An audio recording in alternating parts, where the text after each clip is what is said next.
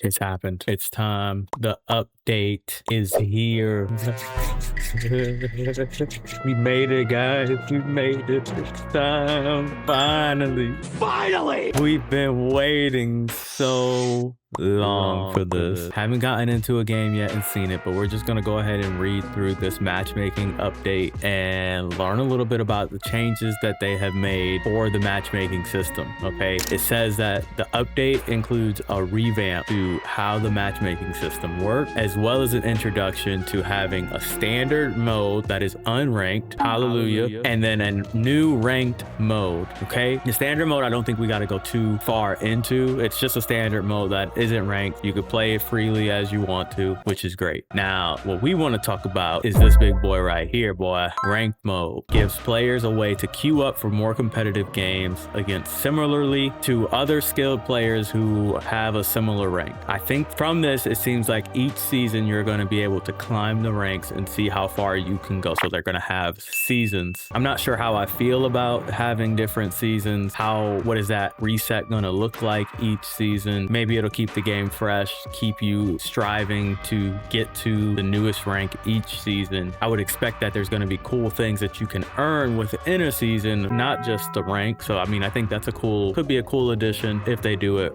right. We can see the new updated rank logos. So the initiate, let me zoom in. Can I zoom in? 10 hours later. Okay, you got a little maw on the brick. Okay, brick, stone, and seeker, like a little eagle. Look at the little beak, little hangnail on the end of that beak, boy. We got the rat, acolyte, iron, sentinel, bronze. Okay, mystic, like a raccoon, ritualist. This is where I have been for the longest. A bat. All right, looks like here we got like, what is this? Vulture, falcon, an eagle, some type of bird. Got lots of birds. Got an oracle. You're an owl. That's pretty cool. Diamond. And then we have the big boy ranks down here. We got phantom, ascendant, and then eternus. How are you guys feeling about the new updated emblems for the rank? Do you guys like them, hate them, love them? Let me know down in the comments how you guys feel about these new updated emblems, but they're pretty cool. I think they're pretty cool. Okay, so here it looks like they're calling them badges. Okay, you start out with obscurus, so you're uncalibrated, and then you get placed. So eligibility and seasons. So to be eligible to queue for ranked mode, you got to have at least 60 wins in the standard mode. I think that's fair. I was saying they needed that yesterday. They needed to separate first the ranked versus the unranked. Similar to like League of Legends, where you have to be the highest level to even enter ranked. Like you got to get in a lot of games before you can even think about playing ranked. So I think 60 wins is fair. I mean, this is about 50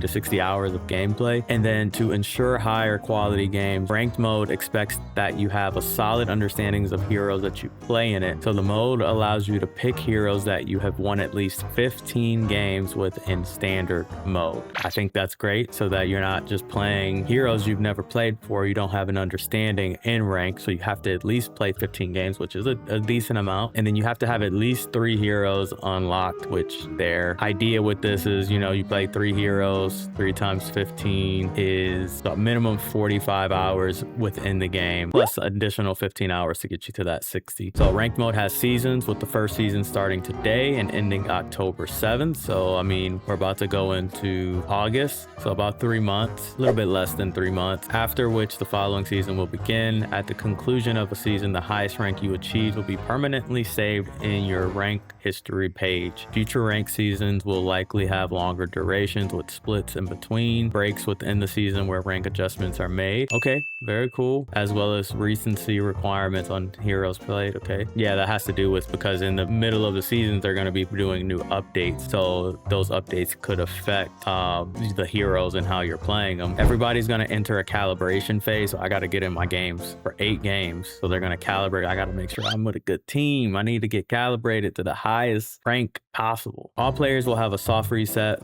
of their prior rank, maintaining some history of previous performance relative to other players to help seed you initially into calibration games. Players can only exit calibration at a max rank of Oracle 6. You cannot be in a party during calibration matches. Okay, I think that's fair. I was kind of looking forward to the calibration games, because I really want to try to to see where I am at the end of this. Like, it's been a while since I even got placed into the initial rank that I was in, and I just feel like matchmaking has been off in so much in the past couple weeks that it's hard to tell where I really am. So I'm excited to see that. Rank mode will currently only allow for solo or duo parties, so that makes sense. I think that's fine. And both players must be at most one rank away from each other. Okay, so me and my boy Gio, we gotta make sure we're together. However, Eternus players can only queue with other Eternus players as long as they're within 3 sub-ranks within each other. Okay, I think that's fair too. A new ranked hub in the hideout. Ooh, we're gonna have to pull that up. We're gonna have to go in and see what that looks like. Includes all the information about the current and past ranked seasons going forward and allows you to access global leaderboards and your ranked history. You'll have an item in the hideout to commemorate your season's highest rank achievement when the season is over. Okay, so they're giving rewards. So now we're gonna go into ranked points. So when you win or lose a game, you will see your rank points update with a visible progression bar after each match. That's big. Each win/loss will grant you plus or minus 250 points on average, so these numbers could vary slightly. To progress to the next sub rank, you need to collect 1,000 rank points. So you need to win about 5 games to promote. However, the final sub rank before moving to a new rank, so Mystic 6 to Ritualist 1, you need 2,000 points. So you gotta play about 10-15 games, or let's say, see the calculation real quick. Okay, so my math is off. So plus or minus 250 points on average. To progress to the next sub rank, you need to collect 1,000 rank points for each promotion. So you need to win a total of 4 games to promote within that rank. So the final sub rank before moving to a new rank, Mystic 6 to Ritualist 1, requires 2,000 points. So you need to win 8 games in order to promote to the next rank. But once you reach Eternus 1, there's no longer a fixed amount of points needed to progress from one sub rank to the other, as the thresholds will dynamically be updated daily to segment the sub ranks on a percentile basis. Okay, there's also rank loss protection when playing in rank. So you have 5 games of loss protection when on the boundary of a full rank. So if you're Mystic 1 with 0 rank points, you will maintain that Mystic badge until you lose 5 games or you drop back down to Sentinel. So also when you're on a sub rank boundary, you have 2 games loss protection. So Mystic 3 with 0 rank points, you will have 2 games before you drop to Mystic 2. Okay, I think that's fair. Entering a match in hero selection, we think the ability to queue with a specific hero in mind is important. Even more so in ranked, it is critical that everyone has a good understanding of how to pilot their selected hero. By having hero selections done in advance of the game formation, we are able to utilize Matchmaker on the back end, which is what they have been doing in the past. You queue up with certain heroes that you like, and then that allows the matchmaker to decide the composition of the team. So it says that they expect that this will improve over time as the player pool grows and as more heroes release, but they recognize that even long term, the matchmaker won't always be able to do a great job at this depending on who is in queue at specific times. As such, with this ranked update, they're introducing the ability to change your hero in the new pre-game phase. Okay, so we have a pre-game phase happening now, and once you enter a new ranked match, you will see a breakdown of the ranks of all players in the game, and you will then enter in a pre-game waiting area where you can control your hero, and during this time you can choose to change the given hero to any other hero that hasn't been selected, as long as you have that hero unlocked for rank play. The primary purpose of this is to allow players a quick way to adjust their team's hero composition to make any improvements they see fit. This is not intended to be a primary counter picking feature, so it's not like the ban system that I was hoping we would get,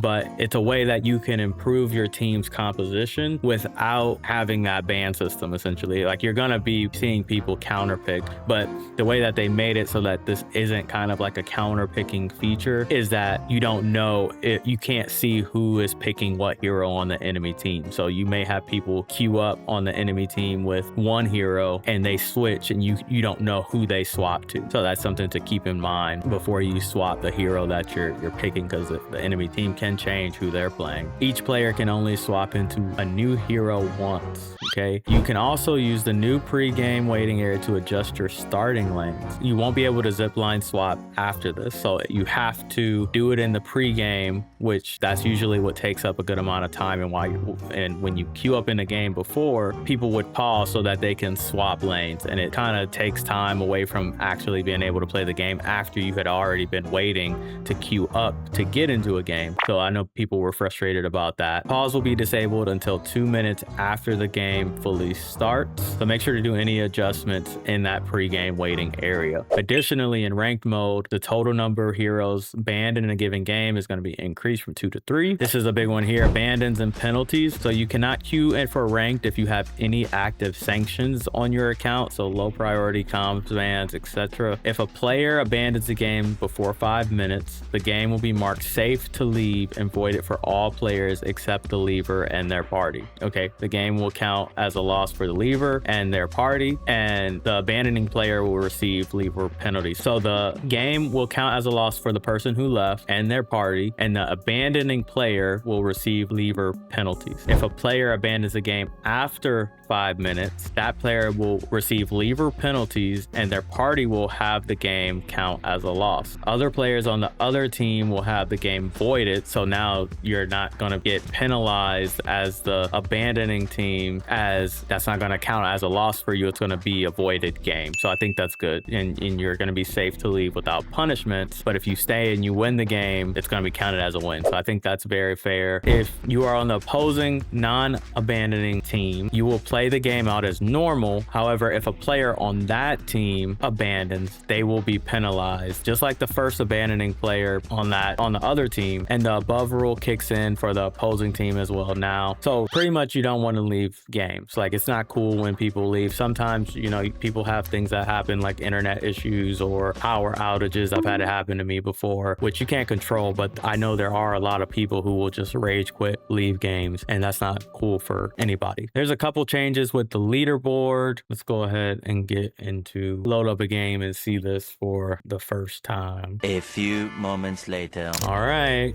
we're in. Let's see where they put this ranked mode. I would assume it's upstairs. No, it doesn't seem like it's there.